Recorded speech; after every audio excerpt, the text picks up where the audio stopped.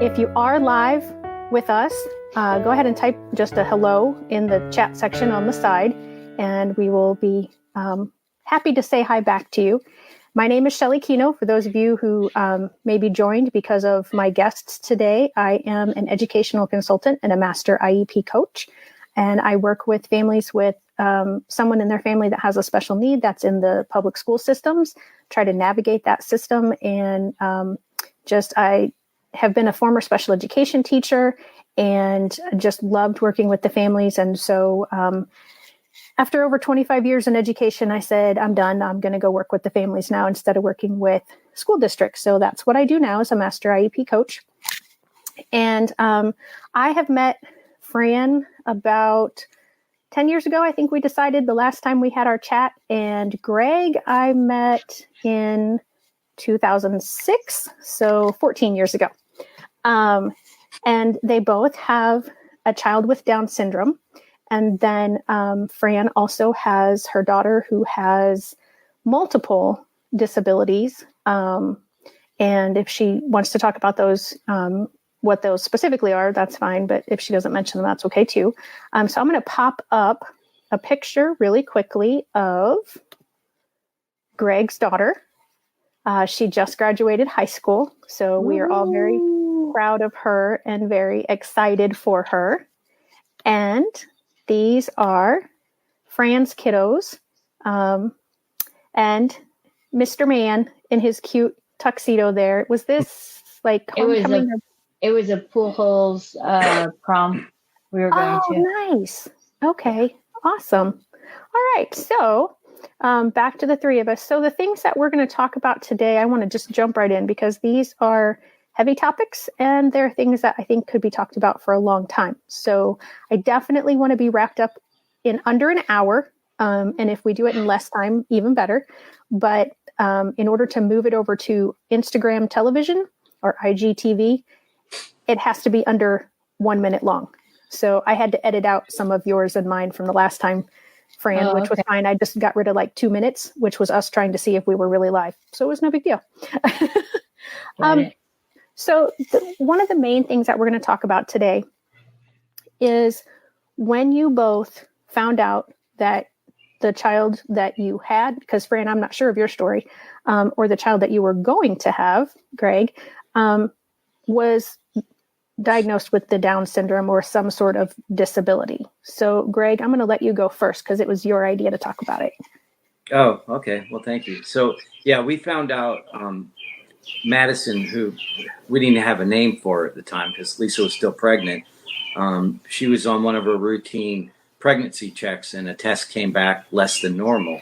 So they scheduled her for an amniocentesis. And that's when we found out for sure that this child we were about to have, because I don't want to call her Maddie because we hadn't picked a name at the time. Right. This child that we had was indeed absolutely Down syndrome. So that was a little disconcerting. We did our homework. We went online.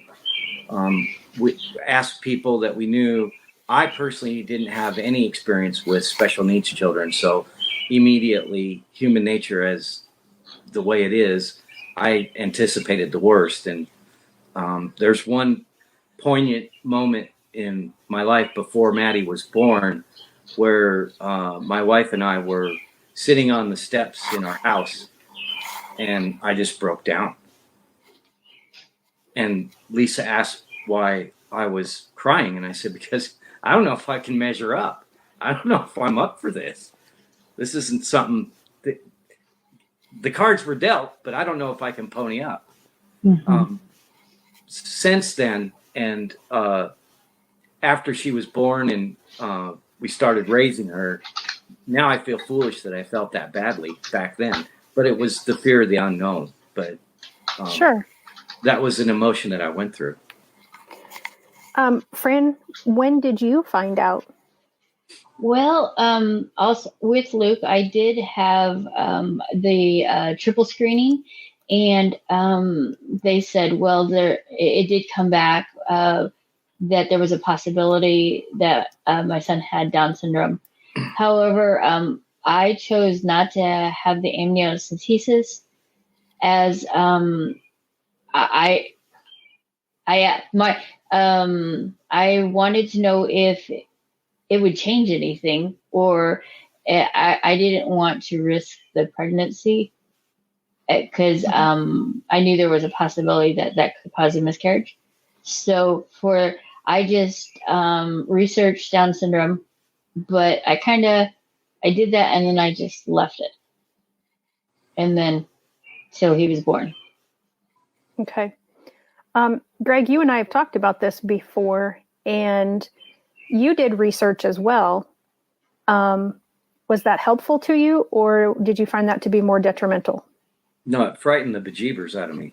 That's what it did. Because, I mean, it was solid research, and it was responsible for me to know, but it runs the gambit. It can be, you guys know.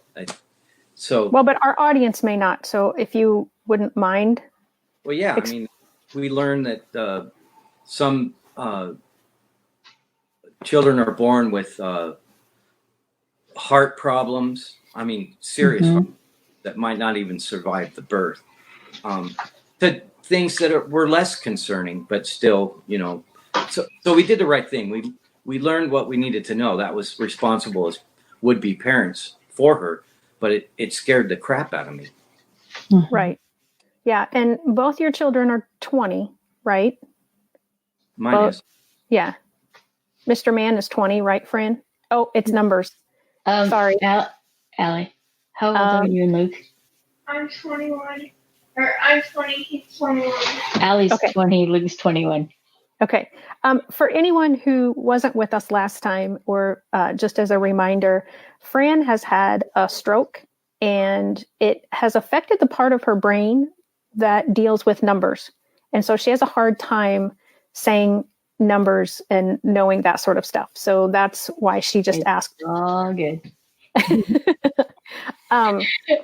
And that's a topic we were going to talk about some other time, is now that you have a disability, how people perceive you and what that's all like. But so this was 21 years ago that you were both researching Down syndrome. So it was outdated then. It was so out. They were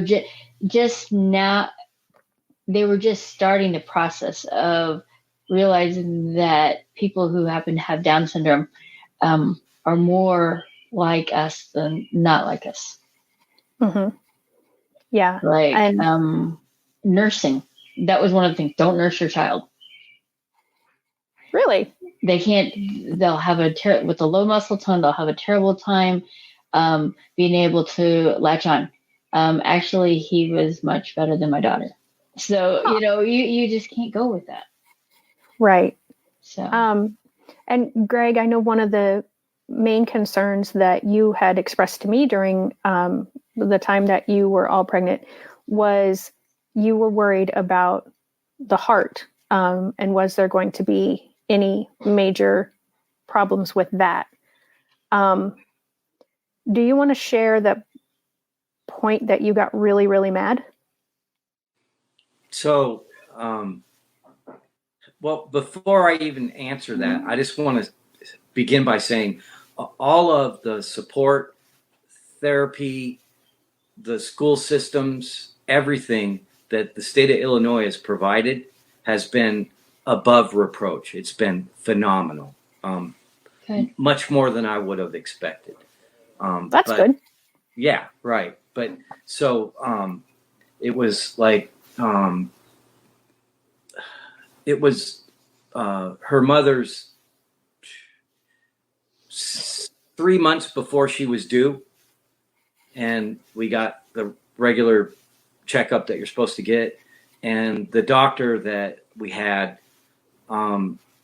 repeatedly asked us if there was, and actually I'm sorry, it was in her first trimester, it wasn't that late in the pregnancy, kept asking us, is there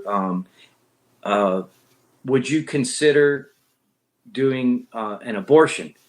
And then she would apologize while she was saying it by stating that it was law, that she was required to do it. Okay, so I get it, right? It's law. Give us that option, but not repeatedly. And she did it for that appointment, a couple of times and the second one, and that really angered me. And I'm not an angry man. No, But, he's not. yeah. He's probably one of the most mellow people that I know. But yeah, that was very disconcerting. Yeah. So, Fran, I'm taking it by your reaction that was not expressed to you. No, I didn't. I'd never heard that as being law. And no, yeah, wow, that blows me away. I do know that when Luke was born, there were sorry, I lost my train of thought. Okay, when he was born, they were all looking at him. And they didn't know that he was supposed to be born with the Down syndrome. Mm-hmm. And then, can I share a quick story? Of course, that's what this is all about. Is your guys' story? It's not my story per se. It was a friend's story, who had a child with Down syndrome. But when their child was born, they were like, "Is my child alive? Is my child?" And they weren't answering, and they weren't going to tell her. And they finally said, "Your kid is retarded and has Down syndrome." And I was like, "Oh my goodness gracious!" So part of my journey since Luke was born has been to educate medical professionals. I've spoken with first-year medical students at SLU. I did that for quite a few years when the kids were younger. And I've spoken to college students and educators because I want people to realize that these are children who happen to have Down syndrome or any other different ability. Right. And it breaks my heart that we are 40 years past when the federal law was enacted to start acknowledging exactly what you just said. And that was 20 years ago. But unfortunately, I've still heard situations in the last 5 years or so. And having been a former special education teacher, I saw the reactions from other people that I worked with, other people in our communities, and the expectations and the line of thought that many of them had regarding the student population that I worked with. I had the great privilege to work with Greg's daughter for many years. And he gave me the biggest compliment a few months ago when he told me that he thought I was like the most experienced person ever when it came to working with people with Down syndrome, because he trusted me so much. And just, he said, I just thought you were great. And I said that she was the first person that I'd ever taught that had Down syndrome. But I guess it was my approach and how I put things out there that you thought that about me, Greg. Well, it was that, but also you were very forthcoming. Come on. I have a tendency to spoil Madison. And yeah, and I still do, and you know that. But well, like I said, you're the only person in her entire life, to include today, that we've ever allowed take her somewhere without one of us being present, and that's still true today. See, that gets me every time, because that's an experience that is so foreign to me, who has a typically developing child. I mean, by the time we took Maddie and we went to the buddy walk, my daughter had been at countless sleepovers and out with different family members, and the enormous amount of weight that put on my shoulders that day when you said that to me as we were getting her in the car was like somebody had just hit me upside the head with a sledgehammer because I had never thought of that. And That that's, That was a big deal. Do you remember where I was when you brought her back? yeah, sitting on the tailgate of your truck.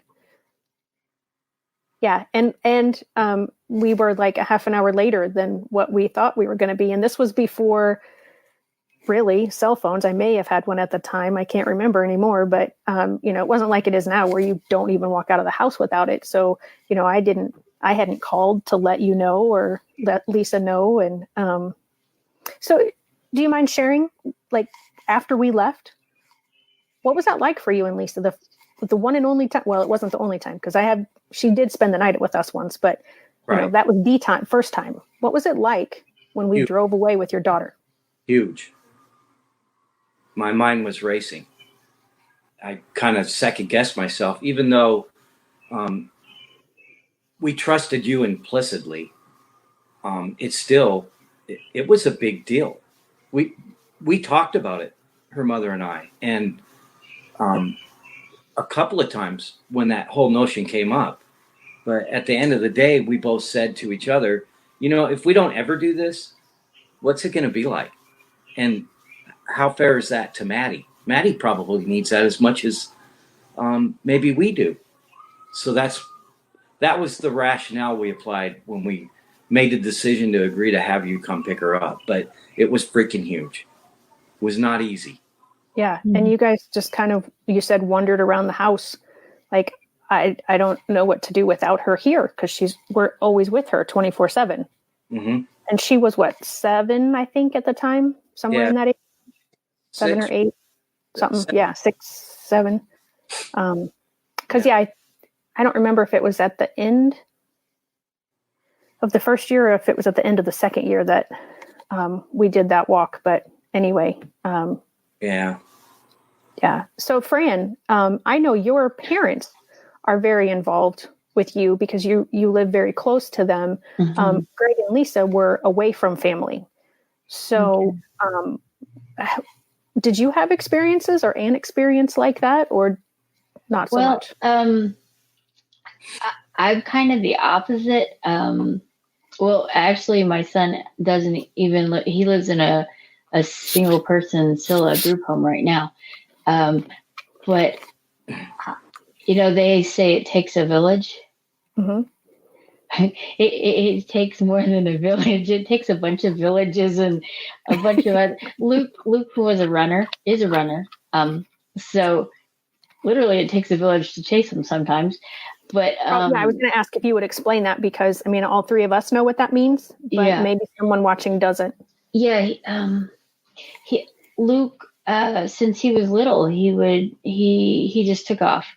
As he got older, he was a little slower taking off, but if something interested him, he left. And it could be a matter of I would have my hand on him. I would take my hand off to do something, and I put my hand back down, and he'd be already gone. There was a picnic here in town, a church picnic, when he was little, and I lost him. I was paying so he could ride that little train thing, and he was gone. And but everybody stopped. They stopped quilt bingo, so it's serious when they stopped the quilt bingo. And he was actually trying to get into the school because that's where he went to early childhood. So that's where they finally found him. But it was just, and my kids are close in age, and there were times, I would hold one, and I'd be like, okay, I can't let go. Well, sometimes you got to pay for something, or you got to scratch your nose or something, and you got to let go of one. It's like, okay, if I let go of this one, what's going to happen? So, right. But, so my parents were very helpful, and I actually had respite care for Luke from early on because then Allie was delivered early. So it was kind of like having twins because Luke wasn't walking, and I was working full time as well. So I just couldn't balance everything. Oh, and I was in school. So I had to admit, and it's a process. that I can't do it alone. I need help. I need the Lord, and I need all the people the Lord brings into my life. And I just, Greg, you know how you were nervous when you sent Maddie with Shelley. I have to, when I, like with Luke now, I can't control who his staff are, but all I can do is pray and ask that the Lord protect him and put people that love him around him. And Allie still lives at home. So. Yeah. And Greg, you get Maddie, every weekend now? Yeah, I get her every single weekend. When the COVID first hit, I of course couldn't go to work, but I worked from home, and her mother and I made a conscious decision for a month. We just kept her there, and I didn't get her, which was horrible, but right. I still believe it was the right thing to do. But now we're both comfortable with her coming over. In fact, she's here right now. Oh, she is? Okay. Oh, I'm glad you got her. So you got her a little early today instead of waiting to get her later. Yeah, there's a little different. There's a complication with her grandmother, her mother's. Oh. Yeah, but anyway. Okay. So she called me and asked if I would take her early, and I was like, yeah. Awesome. Well, if she wants to come and say hi and you're fine with it, I would be ecstatic to see her, but I'm not going to force that on you or her. So, and my mom just commented because she knows her. So she said to tell her hi from Kino's mom. So I'll be sure to pass that on. All right. So is there anything else? So we talked about, kind of what the emotions of what you went through when you both found out your child was going to be born with Down syndrome. And you both found out in utero. So I didn't. Oh, you did not? Well, I mean, I found out there was a possibility, but I didn't find out till he was born. He was born and they did the karyotype. Okay. So Greg, do you want to talk a little bit more about when she was born and like kind of just very quickly the whole learning curve of, because you have 3 older daughters. Sure. So right. You had been through having a child and, all of that before, being a dad before, but this was completely different. Whole different experience. So when it was decided that she was going to get a C-section instead of waiting and do natural birth, we went to the hospital. I got to tell you how impressed I was. So when we got there, they got her prepped for surgery. They moved me into the room for the C-section. There wasn't just the normal team to deliver the baby.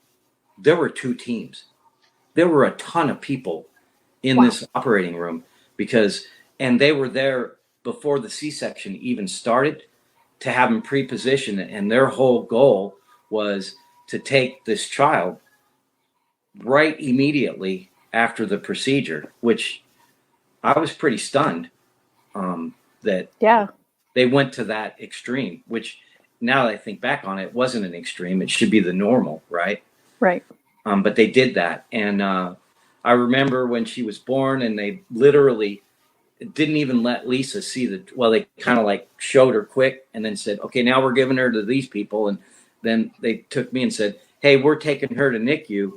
We think you should go with us unless you really want to stay with your wife. And I remember standing up against the wall and I actually almost passed out because I was like, I didn't know what the right decision was. And Lisa turned to me nonchalantly and said, Greg, go with your kid. Just go. So I went, and there was this nurse. His name was Randy. And I know Randy. Do you?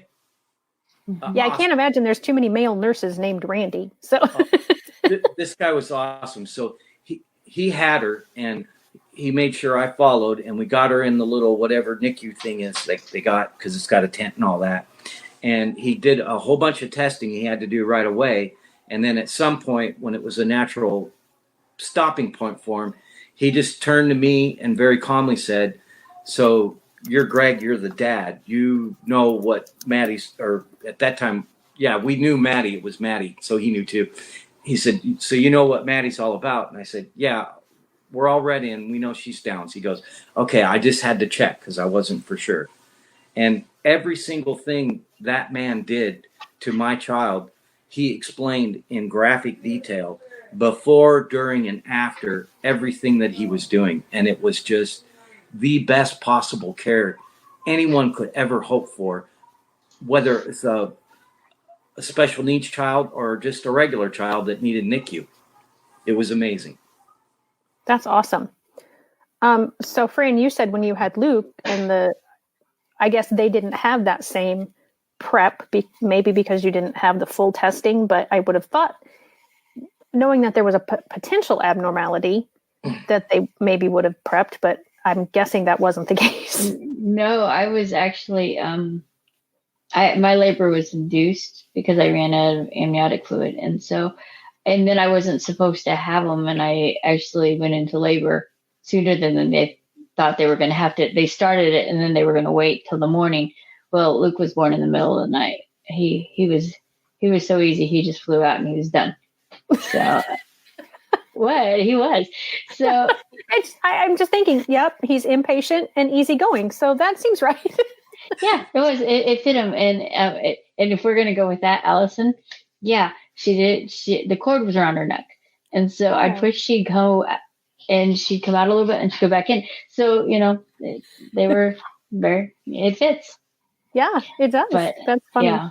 It's so funny. yeah, Luke actually, when he was born, they took him away, but then they brought him back in my room. But then he was really lethargic, and it ended up in he had polycythemia, red blood cells, and so he had to stay in the NICU for a while, and they did some medical stuff, and he was in a little isolate for quite a few, I don't know, days. Yeah. Lose track. Yeah. Oh, yeah. And Greg, Maddie was what, day and a half? Almost 2 days. Yeah, almost 2 days. And by the way, her mother couldn't see her during that. Right. So I was doing the back and forth thing to reassure her, everything's good. All that crap we learned about, hardly any of it's coming to, Awesome. to be realized. And she's healthy as a horse. Yeah, she is very healthy. And that was, I remembered that you had mentioned that there were a lot of things that you had discovered in your research that were possibilities to somebody who was born with Down syndrome. And so in that first 36 to 48 hours, whatever it was, they were doing lots of tests and everything was coming up solid good. But you still weren't 100% okay in believing that everything was going to be okay. No, I wasn't convinced. And then there was another incident on her first well baby checkup that was a little frightening too. Yeah. So for both of you, what was it like? And Greg, you'll be able to speak to this a little better than Fran because Luke is her first child. Whereas, like I said, you have three older daughters. So kind of give us a general overview of like just some big differences that you can think of between your three other daughters and Maddie and kind of them growing up. You don't mean at time of birth, you're just talking about growing up in general. Yeah. Yeah. So, as opposed to my three previous daughters, when you try to compare Madison to that experience, the experience that I had, there was a lot more. We were both full-time workers, so there was a lot of having to figure out the logistics of how we provide the care that we believe that she needs. Oh, by the way, while we're learning what that care should look like.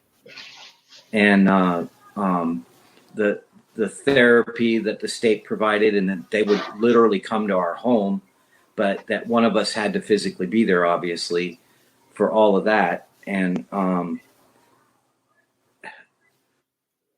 I guess the biggest thing was us having to work really close to with each other to make sure we both felt that she was getting the care. And another big decision was when we decided to put her into daycare, because that was kind of a big deal too, right? So that her mom could go back to work. But you know, after all the she had a really bad problem with spitting up. I forget the term they gave us, but I'm talking like 3 years of this, and that was a real challenge. But that also influenced our decision when we thought other people could care for her. You know, whether we paid for it or not. We didn't have a family like you mentioned, because we were both military at the time. So, but you know, after we got over all of that, aside from the fact that she has Downs, she was like every other normal kid. To be honest with you, she really was, with all the personality. I mean, it took, you know, those 3 years or 2 years to get all that. I remember one distinct. We had this occupational therapist that was working with her when she was still an infant, right? And she did this thing where she wouldn't crawl. She like scooched. She drug one knee bent behind the other. And that's how she got her nickname Budgie, because she would make this sound, budgie, budgie, budgie, and she would scooch. And we don't call her that anymore. She deserves more respect than that now. But the goal was, when the occupational therapist started working with her so young, she asked what would be our goal, right? Just like you've done several times. And we said, well, I have a niece that's due to get married at this month, not that month. I mean, X amount of months away. Right. And she's been, we've been asked to have Maddie be a flower bearer or whatever. And the therapist really annoyed the heck out of me. She said right straight up, she said, well, I've only started working with her for not too long, but I'm not so sure we can make that goal. Guess what? She made that goal. Yeah. Yep. Very cool. And that's, like I talked about earlier, having those expectations and expecting the kiddos to achieve as much as they can, and not putting, one of my hashtags that I use on almost every post that I put out is no limits, because I have seen amazing things that I was told, oh, you probably shouldn't waste your time working on that with that student because they're never going to be able to do that. And Maddie is the one that I think of the most, because I had some people tell me when she was in the first years that I had her, that I was wasting my time teaching her to read. She reads. And that was like the greatest moment in my teaching career, I think, when she read a book all by herself. And I took her down to a couple of the people who had said she would never read. I was like, here, check this out. Yeah. It was as frustrating and as angry as I was with that one therapist when she was so little, making that comment.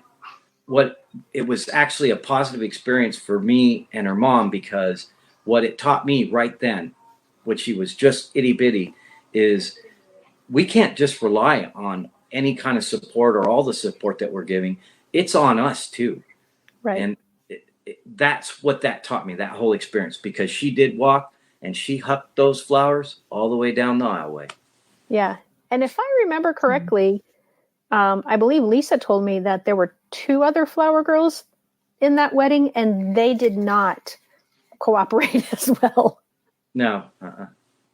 Well, it was sort of which is weird, because one of Maddie's things is, you know, she gets overstimulated visually and audibly. And you would have thought that would have been the place to do it, because she's walking down a thin aisle with a job to do and all these people on both sides of her. But it wasn't her that got overstimulated. It was her 2 cousins. Yeah. Yep. That's a great story. So, Fran, is there anything that you want to share as far as being a first-time parent and kind of what you thought maybe your life was going to be like versus what it was once Luke was born? Um, it was a whirlwind of therapies. He had, in-home therapies, and then they had group therapies and doctor's appointments. I saw him as a blank slate, and I wanted him to help him reach his fullest potential, whatever that was. Mm-hmm. And so that was my job, was to help him get there. And you were right, Greg. You fast realize that you are their advocate. You will have to do things you don't want to do, that you're not comfortable doing, because you want the best for your child. I've been blessed to have people come alongside with me and advocate with. Sorry, I have something falling off the wall. But I've had people come alongside to advocate with me, yet I know that I still have to be their advocate.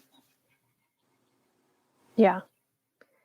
Yeah. That's a very, very good point. And speaking of, that's a fabulous segue into, you both have filed for guardianships for your children.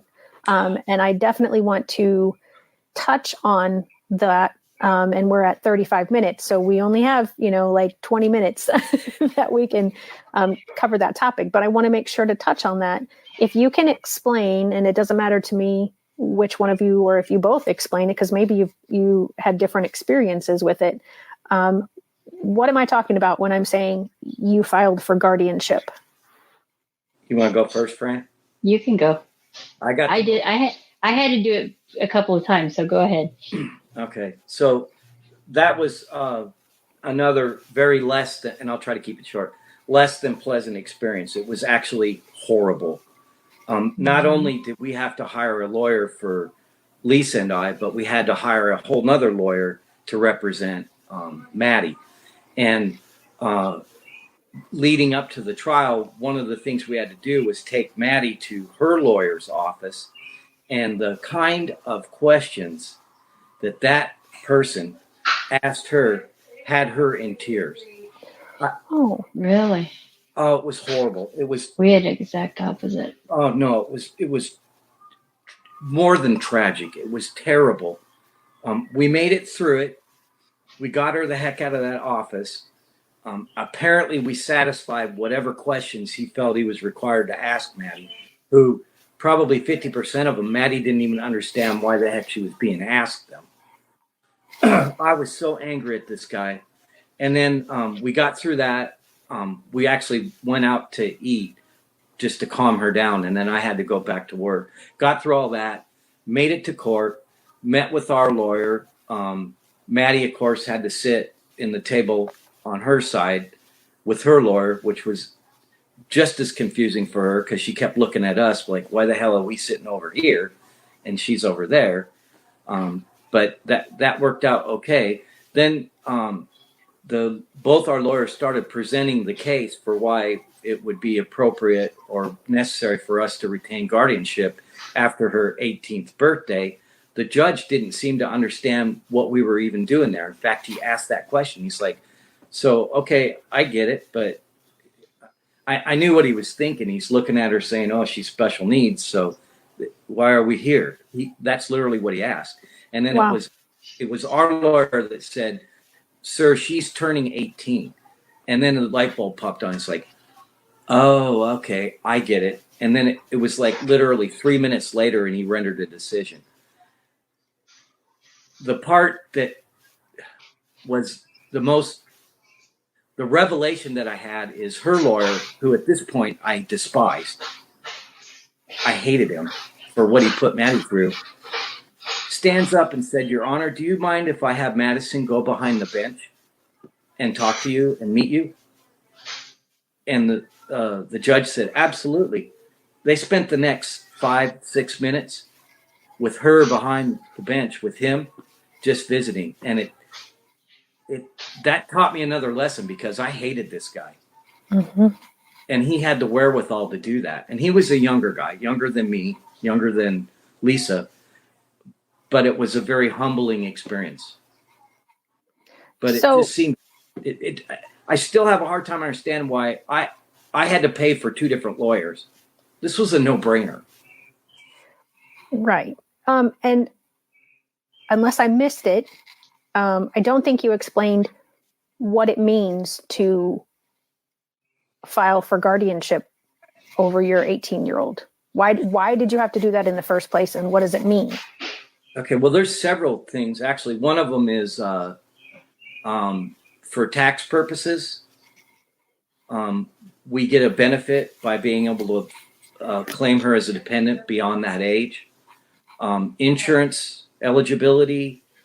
There's actually a lot of stuff I don't even know. But so there's this notion of emancipation. Have you heard of that before? Mm-hmm.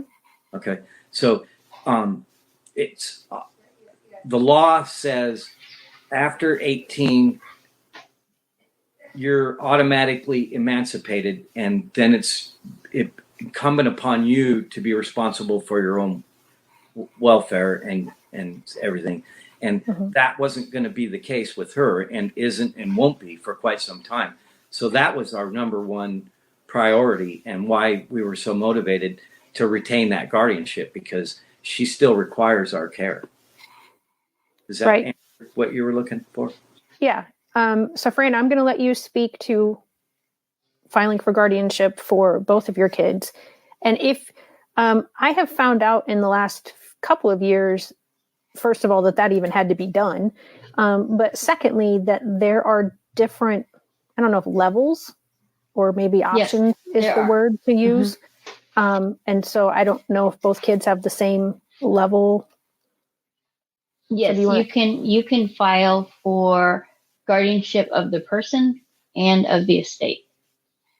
Okay. And I am guardian of both for both children, but I'm not the sole guardian. I have co-guardians. If something, or I have a co-guardian with Allison, and I have the word left me. I'll come back to it. It'll come back. Successors. I have successors with Luke. Yes, I had a wonderful attorney. And Greg, you didn't say actually what they say you're doing when you take your daughter to court. You're suing your daughter. That's what you're doing. Yeah. You are literally taking your child to court and suing them and saying that they are unable to care for themselves, and that it's horrible, because as I've spoken before, I never focus on the negative, or I try not to. And you have to. Whereas your Maddie's gal, Guardian Matt Lightum, asked her all those questions. My attorney worked it so that she was able to speak with both of my children's gals, and to kind of prep them. And she even Luke likes unsharpened pencils, and so she had a pack of those when we went to court, and she handed them to him so that he could hold them and fiddle around with them. And we had a little roadblock when we got there. We were unable to go before the judge we were supposed to, because it was a conflict of interest, which I totally understand, and I respect this judge for doing that. However, we were all there, and it was like, okay, we really need to get this done. And my son, he's developmentally he likes Caillou and Barney and VeggieTales still at this age. And so he had his pencils and he was happy. And when they called him up there, well, Luke really likes police officers, so he bypassed the table and he went up and talked to the court officer once we finally got it going. So, it was pretty painless with Luke. Allison was a little more difficult. There was a little more trying to work out all the details and making sure, because I want her to be as successful as possible and be as independent as possible. But I also want to be there and be able to help her. And as you were saying, when they're emancipated, healthcare won't talk to you. The insurance company won't talk to you. And even now, still, I have to send their guardianship papers. And then sometimes they're like, well, I still have to have their permission. I said, how are you going to get my son's permission? You're going to ask him a question. I said, we look at the document. That's a legal document. So this is one area where I feel like I'm constantly having to educate myself so that I can be the best advocate, once again, and coming back to the advocate for my children, that they can get through in life without being taken advantage of. Can I add something to that real quick? Absolutely. So you're spot on, friend, because if her lawyer would have provided the opportunity to explain carefully to Lisa and I before he asked all those questions in his office, it would have helped, because I wasn't thinking of it in terms of suing her. But you're absolutely right. And why he had to do that was because he needed to confidently sit before that judge as her defense attorney and still give the judge the comfort he needed in order to render the decision that we all agreed on to begin with. So that's right. I didn't know that at the time. And thankfully, I had been around this field, so I knew that bits of it. But I was in tears when we were in court, and they were like, they were saying, okay, I was the plaintiff and this was the defendant. I'm like, that's my kid over there. That's not a defendant. That's my son. That's my daughter. So that those are the times where sometimes it's hard and you have to put a shell on, and sometimes finding that shell to put on is hard. It caught me completely by surprise because it was a no-brainer in my opinion.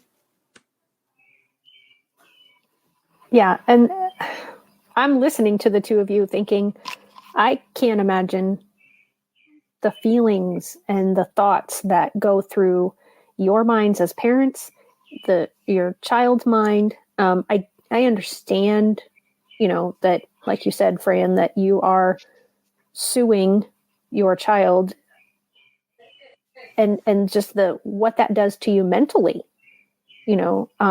because you're doing what you believe to be best for them, but you wouldn't think that in that process would be suing them. When your children started to approach that age, how did you find out that you needed to do this? Were you contacted by the state to say that this was an option, or were you just... It was never told to me by an official person. Okay. I told the teachers during the IEP meetings. Okay. Greg, I'm getting the same.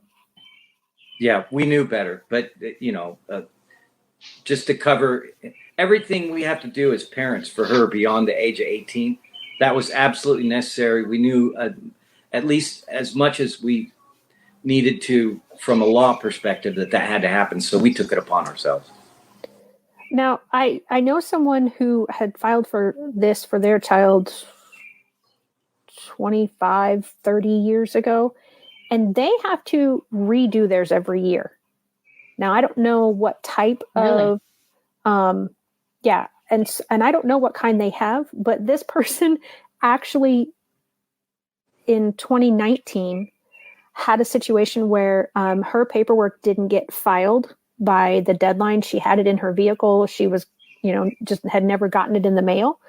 And they actually had a warrant out for her arrest and had police come to her house and knock on her door. And, thankfully she had a nice policeman who didn't haul her off to jail. But, so she, so when I talked to her and then I talked to you guys were kind of once and done with this process, or do you have to do something every so often? There's paperwork we have to mail in every year. Yeah. And what does that paperwork entail? I can't remember. Just the gist of what you've done in their care. and how you've handled their finance, the decisions you've made. Okay. Yeah. So do you kind of have to account for, they bought themselves shoes, or they, paid rent, or whatever you and they determine is how they're going to spend their money? Is that kind of some of the justification in the paperwork? So, I'm not really sure about the justification. Yeah. Well, because I'm over their estate as well. Yes, I do have to keep track of that. There was a question in your live comments. I don't know if you want us to respond to that. Well, yeah, because Greg, you talked about it, and I don't know if you saw this or not, but it says, is this still the case today when your child can be insured until they are 26 if they live at home? And yes, it is. Okay. They cannot, an insurance company will not talk to the parent, even if your child is under your insurance. They will not talk to you about them if you are not their guardian. I know this from a friend who has typically developing children, right, that are still. Yeah, I mean, our daughter is still on our insurance, but as far as when we take her to the doctor, they won't talk to us. Right. They're only going to talk to her about stuff, and same with college. If she had not signed on some paperwork that we had access to financial information or grades or whatever, they wouldn't have shared any of that information with us either. So but yeah, that I kind of wondered that myself when you said that, Greg, that like the insurance stuff, but I guess, yeah, paying for it, they don't care who pays for it, but legally they're only going to talk to certain people about the label, the diagnoses, and all that kind of stuff. Yeah. All right. Well, we have just under 8 minutes before we hit the 1 hour mark.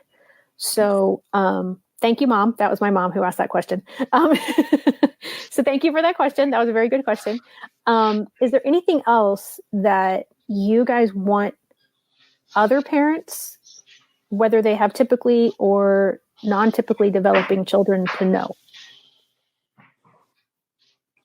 I guess the biggest lesson in my experience with Madison is for any would-be parent, whether it's before they're born or during they're born or slightly after, is don't panic. There's a ton of stuff out there to support what you're about to go through. And I know it's human nature to always anticipate the worst, and I wished I never would have done it. Like that day I sat on the stairs and cried. I feel foolish that I even had that emotion at that point, but I didn't know. Had I known what Maddie was going to turn out to be, that thought would have never crossed my mind. So that would be the only thing is have courage and be gentle with all your exchanges with everybody, negative, positive, or otherwise. Thank you. Fran, what would you have to say? Ditto. No, but it's true, because sometimes as their advocates, we come in like a mama bear, Papa a lion, and we fear that everyone doesn't desire the best for our child, or that they don't realize, they're not paying, they don't know but a lot of them have education and life experiences that can contribute to our children. So why should we cut them off? And if we tear them down the first meeting, it takes a really long time to repair that.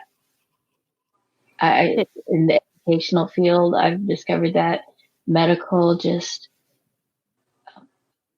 yeah. Yeah. And that is, I think, why I love doing what I do now, because I do have that opportunity to build those bridges between school teams and parental teams and make things more collaborative and cooperative, hopefully. Now, I always try to do that as the teacher, but I'm finding the more meetings that I attend, the more families that I work with across the country, that is not the case in too many situations. And so, yeah, remembering that those people who are sitting at that table with you are human. And to be honest, I think a lot of them are driven by fear. They don't want to look foolish. They don't want to look, inadequate. They don't want to look inferior.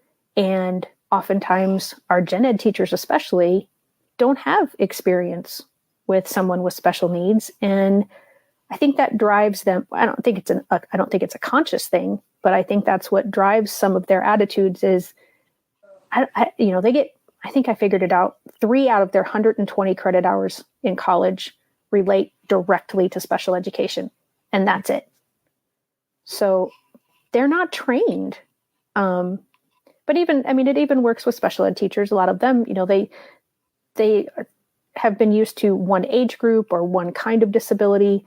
And then you throw someone else in there that has something else or is a different age, and they get worried and fearful. So can I tag something real quick on that? Of course. Yep. You got 3 minutes. Yep. Well, it's fast. Okay. The teachers also are burdened with standards that are unrealistic, and they are carrying a load that's unbelievable and unrealistic for the children, the students that they have. And that is what drives them a lot of times. Yeah. To be unable to be flexible sometimes. Right. It's a struggle. We've both seen it, right, Fran? Yep. Yeah. Well, thank you both so very much for joining me today. And Fran, the one that we did a couple of weeks ago has reached almost 700 people now. So even though we haven't had, double digits watching us, although we've gotten close today, it's in those replays where we reached to the most people. So if you were joining us for this replay, thank you very much. I hope you have enjoyed this as much as those who were here enjoyed it, and that I enjoyed it too. Again, I'm Shelley Kino. This is Fran and Greg. They are friends of mine who also happen to be parents of children with special needs that I have grown to know and love, and am so thankful that I have been able to be part of their families. If you have any questions, whether you're watching this in the replay, or I think we've covered the ones from today, but leave them in the thread. And if I can't answer, or you want to ask one of them specifically, put the note in there and I will be sure to get the question to them and give you their answer and not mine.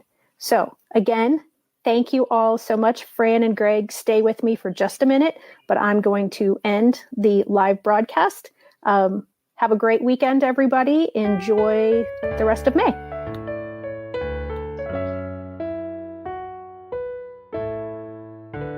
Hey, parents and teachers, are you tired of IEP meetings that feel like a battle? Let's put an end to the tension and create a collaborative, calm, and respectful environment together. Shelley Kino, your go-to IEP consultant, can transform your meetings into positive and productive experiences. With Shelley Kino, your child is her top priority, your voice is heard, and you become confident. Shelley Kino is making the world better for all, one IEP at a time. Visit www.shelleykino.com for more information and set up your free 20-minute consultation today. That's shelleykino.com, SHELLEYKENOW.